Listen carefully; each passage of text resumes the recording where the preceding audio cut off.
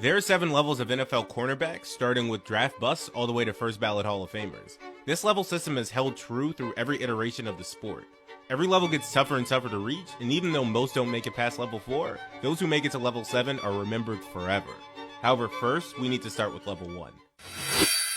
For level 1, we're simply going to skip anyone taken after the 3rd round, since that wouldn't be fair. Most never really get an opportunity to showcase what they can actually do on the field. But level 1 is full of trash regardless. Typically all-time busts who either couldn't cover, couldn't learn the playbook, had off-the-field issues, or sometimes all of the above. So let's start with Justin Gilbert. The Cleveland Browns made this dude the 8th overall pick in 2014, thinking they had found their shutdown corner. What they got instead was a walking disaster who lasted just 3 seasons. In 35 career games, Gilbert managed only 1 interception and 9 pass deflections. Pathetic production for a top 10 pick. Let's not forget about DeAndre Baker. The Giants took him 30th overall in 2019, and he immediately became a liability. The Giants traded him to Kansas City, where he barely saw the field before completely washing out, with some odd off-the-field activities mixed in between. Damon Arnett might be the worst of them all. The Raiders took him 19th overall in 2020, and this dude was so bad that Las Vegas cut him after just 13 games. Off-field issues made everything worse, and the Raiders couldn't get rid of him fast enough. Level 2 is where we find guys who can actually contribute. The reliable backups who know their role and execute it without completely falling apart. Level 2 cornerbacks are best suited for being that reliable 3rd option who can exploit favorable matchups when defenses focus on your top 2 guys. Any sort of team trying to make an actual playoff push needs one of these guys on their roster. Unlike level 1, these guys can actually cover people. They may not be the best, and they probably honestly aren't, but you might still get some solid stats out of them after the entire year. Take Eric Stokes. He was a 1st round overall pick by Green Bay in 2021, putting up 14 pass deflections and an interception in his rookie year. Solid production for a young corner, but he needs the right situation in order to succeed. Then you have Brandon Stevens, who's bounced around from Baltimore to the Jets. He had an amazing 2023 season, and then really bad in 2024. Eli Apple is another classic level 2 guy. Had decent production across multiple teams, Giants, Saints, Bengals, he was awful, Dolphins, Chargers. He would get memed on for a few years, but he played close to a decade in the league, and he was clearly serviceable. But when you need someone who can actually handle being a true CB2 and anchor the other side of your defense, that's where level 3 comes in. Here we'll be talking about some really good cornerbacks. Some of them may even be your favorite players on the team. What separates them from the backups is that these guys are a little bit more reliable, even though they're probably not the CB1 on the team. Carlton Davis was a perfect complement to elite corner throughout his career, putting up solid numbers in Tampa Bay, Detroit, and now in New England. DJ Reed has been bouncing around the league from San Francisco to Seattle to the Jets and now in Detroit, recording 6 interceptions and 51 pass deflections across 8 seasons. Greg Newsome II has been Cleveland's steady presence in the secondary, helping the Browns reach a peak that would be unlikely without him. You have guys from back in the day like AJ Bouye, JC Jackson, Jonathan Joseph, and Larry Brown from the Cowboys. They all have the ability to potentially be cornerback 1s. Some maybe even have played the role of CB1, but mostly they're remembered as CB2s. When you need someone who can legitimately be the focal point of your secondary and handle elite receivers one-on-one, that's where level 4 comes in. CB1s, we all know exactly who they are. Derek Stingley is the perfect example of this level ceiling. When he's on, he's absolutely dominant.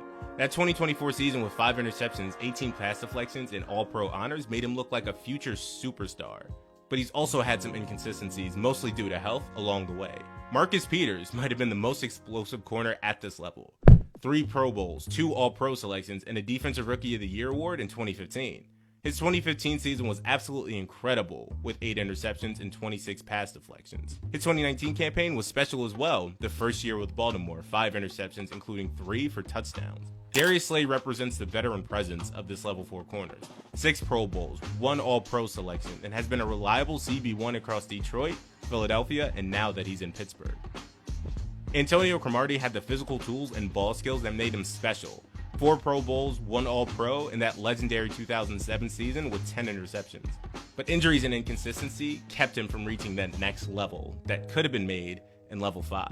You have other guys like AJ Terrell, Jalen Johnson, Peanut Tillman, Joe Hayden, Denzel Ward, Quinyon Mitchell, and guys like them are all in this level.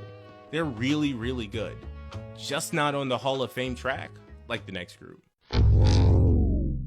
Everyone in level 5 can legitimately make the Hall of Fame. Jalen Ramsey is the perfect starter.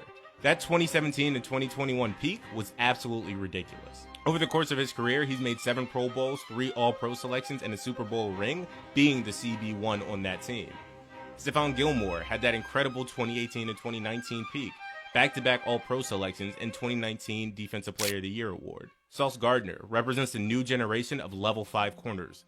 2-time All-Pro, Defensive Rookie of the Year, and he's been the engine in New York's defensive resurgence. You have people like Pat Surtain Jr., who just finished an unreal 2024, winning Defensive Player of the Year, and he's on this track now too. You have other guys like Trent McDuffie, Troy Vincent, Chris Harris, Sam Madison are all in this category as well. They have the talent to be the best corner in football on any given Sunday. They're just not a lock to make the Hall of Fame like the next group is. Level 6 are players that are in the Hall of Fame currently, or they will be once they're eligible. So we have Patrick Peterson. His 8 Pro Bowls, 3 All-Pro selections, and that incredible peak from 2011 to 2018, he's definitely getting in. Darrell Green has already made it with that legendary speed and longevity that was just otherworldly. And I really think Darrell Green is really close, or could have been really close, to being put into level 7. If you put him in there, I completely understand. I just don't think he reached the peaks as the other people in level 7. We have Mel Blount here. Had the combination of size, physicality, and ball skills that was just unfair. His peak from 1975 to 81 was absolutely dominant. 5 Pro Bowls, 2 All-Pro selections, and a 1975 Defensive Player of the Year with 11 interceptions. They had to completely change a rule just for him. Rondé Barber doing things that shouldn't really be physically possible with his instincts and versatility. Richard Sherman, probably the most dominant corner of the 2010s. His first 5 seasons were historically great. 5 Pro Bowls, 3 All-Pro selections, and that 2013 championship was Seattle. He has the moments, he has the clutch gene, and he definitely has the talking ability to make it into the Hall of Fame. You have Aeneas Williams and Ty Law also in this group, and these guys are going to make the Hall of Fame if they're not in already. But here's what's interesting about level 6. All of these cornerbacks are all-time greats. They're just not the greatest cornerbacks of all time, and that's what's in level 7. Level 7 is the best of the best. Master cornerbacks who are extremely rare and come by once, maybe, in a generation. And we have 6 here. We have Deion Sanders, Champ Bailey, Darrelle Revis, Charles and Rod Woodson, and Night Train Lane. Primetime, I don't really think I need to say much about him. 53 career interceptions, 22 touchdowns, and a legendary career that spanned 2 decades across 5 teams. Champ Bailey, an absolute insane man. 52 interceptions, 203 pass deflections, and a legendary career spanning over 15 seasons himself, absolutely dominating opponents in 2006 with the Denver Broncos. Charles Woodson, with a combination of versatility, intelligence, and competitive fire that elevated everyone around him no matter what team he was on. 65 interceptions, 183 pass deflections, and winning DPOY in Green Bay. Rod Woodson, literally everything that was said above. He had the speed, he had the size, he had the hands, and the football IQ. Darrelle Revis' peak may be the best peak we've ever seen. His 2009 season was absolutely legendary. People would just stop throwing to his side. And Night Train Lane, the original shutdown corner, 68 interceptions in just 14 seasons, including that legendary 1952 rookie season with 14 picks that will never be broken. These cornerbacks' games are timeless. Coaches still show the tape from all of these cornerbacks going all the way back to the 50s with Night Train Lane. They are the best. And so there you have it. The 7 levels of NFL cornerbacks. From the garbage tier busts who set franchises back years, to the masters who redefined what the position could actually be. Every corner you've ever watched, every name you've ever heard, fits somewhere on this spectrum. The game may have changed, but you always know the great ones when you see them.